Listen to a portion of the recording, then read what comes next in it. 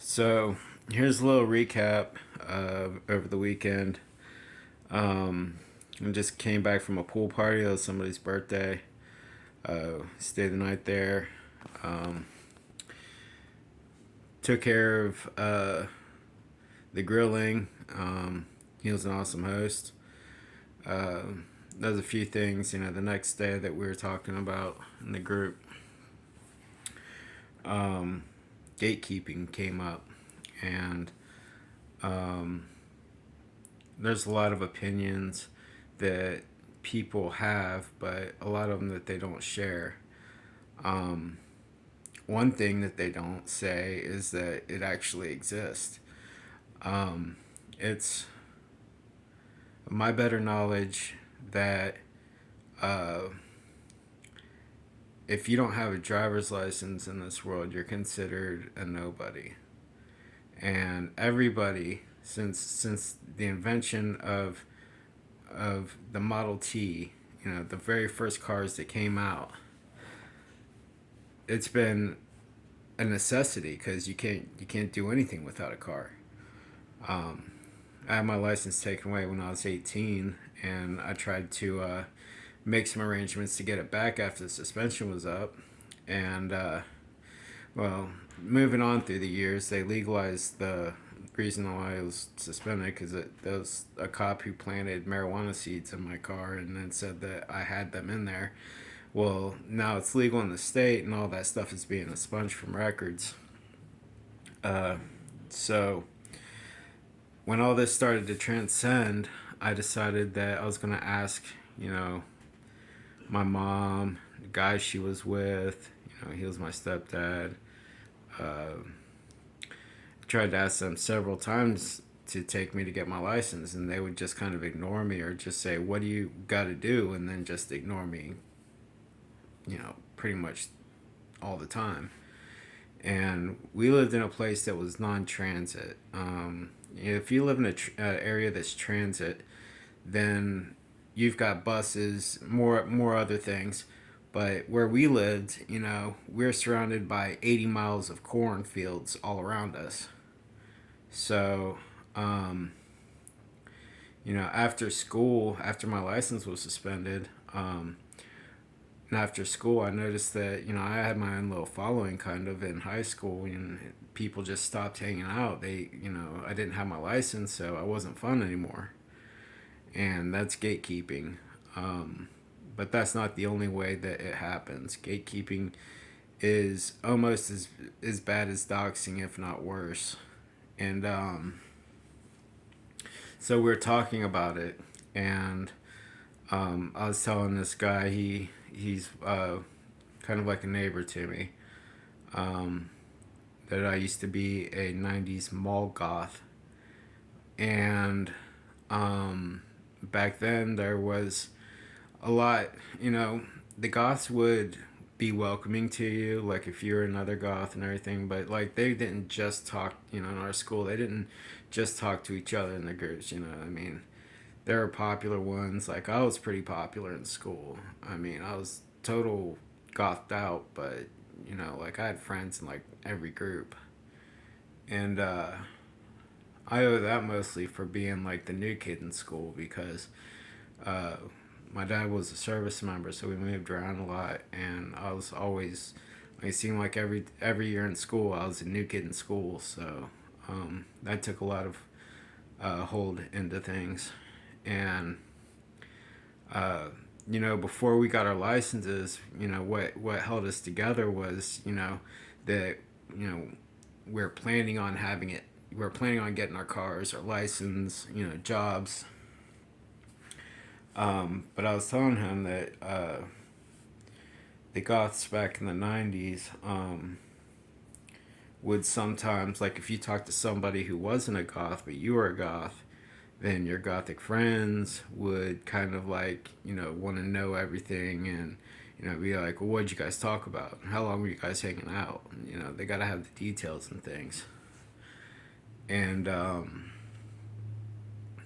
I've I definitely had my fair my I had enough time to think things over, And even, after high school, I got out of it. And it wasn't that I was out of it, I still listened to the music.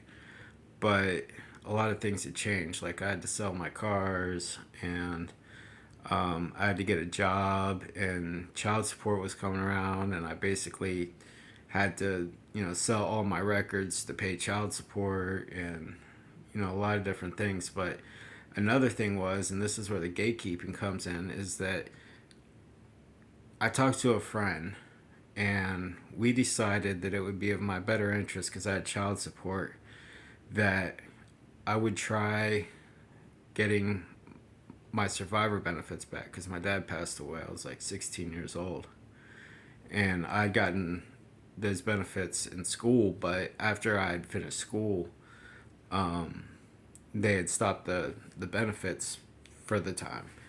And I thought about it, and I was like, yeah, that probably would be better. Maybe ask mom if I could just, kick her a couple $100 to let me stay there. And that's kind of what happened, pretty much.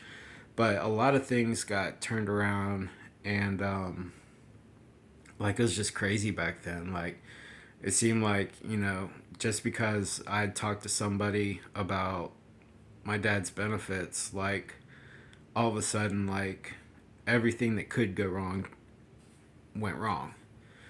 And it wasn't my place to really um, point out, who was making it hard for me. It was just kind of like letting it ride and see how it goes, because, if you're applying for Social Security, and you have a good chance of getting it, you want to let things ride and not,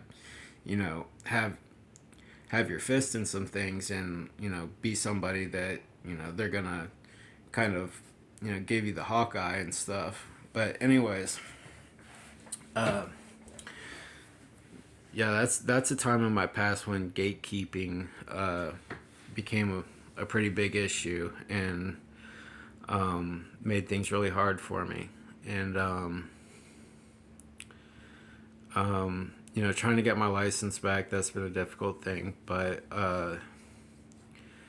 if you don't keep up with certain trends, like with friends, like, I had friends in probably about 10 groups, I would say, probably every group, but say like 10 groups in school. Like, every one of them just cut off. I was cut off from them. And I really wanted to work on my channel and being something good. And it's a slow start. I'm not really sure how to advertise it. I'm sunburned too from the pool party. I don't know about sunburn, but I'm tan. I usually don't do this much tanning, but I've been in the pool a couple times this year and stayed out there for hours. I look like brown. uh, so no, it's not cool when you get judged for your personal belongings, or things that you like goth music. It's definitely when you know the people, when things turn around on you, and the people, it's even harder, because you have that feeling in your chest, like that heavy kind of feeling in your chest, and you're like, you know how could you? I thought I knew you. What's happening? What went wrong? um so if you're um if you're feeling the same way, just kind of take my words for it. Kind of weigh things out. There's a bunch of things that I was good at in school, and that's one of the things that we talked about before we decided that I was going to apply for the survivor benefits. And I was good at math, so what could I do with that? Work work for the treasury.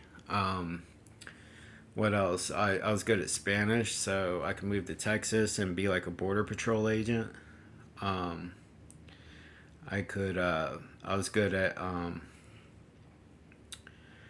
Border control. I was good at listening, so in the last class that I graduated out of graduation, last one of the last classes I took was psychology. So psychiatrist, case manager, even. Uh, yeah, I burp sometimes, and um, I just let it go. So what? But what else was I good at? I did all kinds of stuff in school. I was in scouts. I could be like a camp counselor, camp counselor. Um, I haven't totally forgotten all these tools.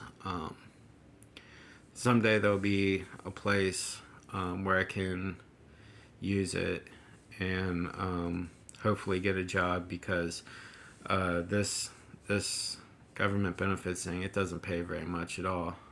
Um, so I started writing a book, and the book's called 1111. Um, I'm hoping that I could get it finished, but I was saving my money for with the government check, I was saving my money for 4 years, had $6,500 saved up, and uh, all of a sudden, the Social Security office is saying that I owe them money, and it's not even the IRS, it's the Social Security. And then I had my work taxes because I was working at a place, and I had tax returns of like 400 and something dollars, and it's strange about that because I think Social Security knows what I know, and that's that there's a doppelganger out there. Um, Somebody had taken my credentials and rented some property in Tennessee back in 2019, and it really messed up my financial situation. My background was messed up. My tax credit score was messed up, and I had to pay it because the place where I was renting, there was a big fire there, and it wasn't in my apartment, but everyone in the apartment building had to leave, and this thing was on my credit score, and I was being turned down for apartments, so. I had to do what I had to do, and I took a big portion of my savings and paid that off. It's like 4,000 something dollars, right out the window, and I'm like, oh great, I just totally got scammed, and I had to pay this back because I had no other, uh, uh, way of going around it. I couldn't wrap my head around uh, the whole thing without just doing it. And the problem about that is when you pay, like if you get scammed, you can dispute the claims, and that's what I did. I had a police report filed, but you can dispute the claims, but if they don't approve your dispute, then you're left paying the bill. And once you pay the bill, you're pretty much like once money has changed hands and you paid that bill, you can't get that money back. It's pretty much gone. You can call the creditors up and try to be nice and say like, hey, I paid you all that money, and can I have it back because I didn't make that, and it's pretty much left up to them, and there's pretty much a 100% chance that they're gonna just say no. I totally got. Come back in a minute. So I totally got shorthanded on that, and I apologize. I apologize about having to waste somebody's time with my problems. But gatekeeping happens, and that was kind of like a talk that we had, and I hope that the doxing and that stops. Um, People come clean and you know stop blaming other people for their own problems. And I'm growing my shaggy beard back. If anybody's seen that before, something I usually do. Like only shave it like 2 times a year. Uh, I gotta shave the mustache area, but it's coming back. Be a big old, you know, ball of fur there. So I'm gonna get off here. Thank you for watching, and catch you on the G Flip.